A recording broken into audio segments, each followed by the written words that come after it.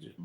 अभिजीत शंकर जी, राधे राधे महाराज जी। महाराज जी, एक बार एकांतिक वार्तालाप में एक किसी साधक ने बोला था कि मैं आपको जान गया हूँ महाराज जी। तो आपने बोला था कि मुझे जान जाओगे तो कुछ और जानना बाकी नहीं रह जाएगा। महाराज जी, इसका क्या अर्थ था महाराज जी? कुछ बातें ऐसी होती हैं अनिर्वचनीयम, जिनकी चर्चा ही नहीं की जा सकती।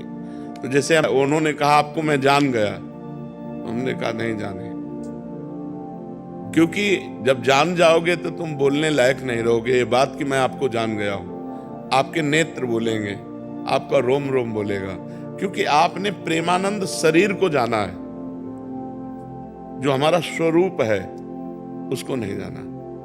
जिस दिन हमारे स्वरूप को जान लोगे उस दिन ब्रह्म साक्षात्कार पुरुष हो जाओगे। तो जो हमारा स्वरूप है उसको जब जान जाओगे आप, तो जो भगवत साक्षात्कार में होता है वही हमारे स्वरूप के साक्षात्कार में होता है।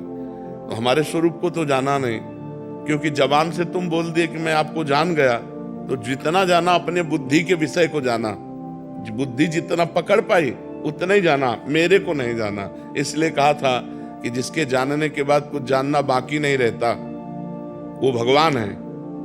तो जब जीव भगवान में भजन करके लीन हो जाता है तो उसका शरीर तो ऐसे रहता पांच भौतिक, लेकिन वो जीव नहीं रह जाता, उसमें भगवान विराजमान हो जाते हैं, स्वयं भगवान शासन करने लगते हैं। जैसे समुद्र की तरंग वायु विकार होने के कारण समुद्र ही तरंगायमान हुआ, और जहां तरंग हटी तो उसे फिर तरंग नहीं कह सकते, वो समुद्र ही था, समुद्र ही रहेगा।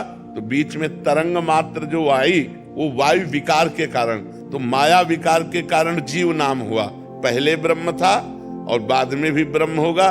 बीच में जो जीव दिखाई दे रहा है वो माया विकार के कारण, भजन के प्रभाव से जब माया विकार नष्ट हुआ तो ब्रह्मविद ब्रह्मैव भवति, वो ब्रह्म स्वरूप हो गया। तो हमारे साक्षात्कार का मतलब है भगवत साक्षात्कार, हमारे तत्व को साक्षात्कार करना, शरीर को नहीं। शरीर तो पांच भौतिक है,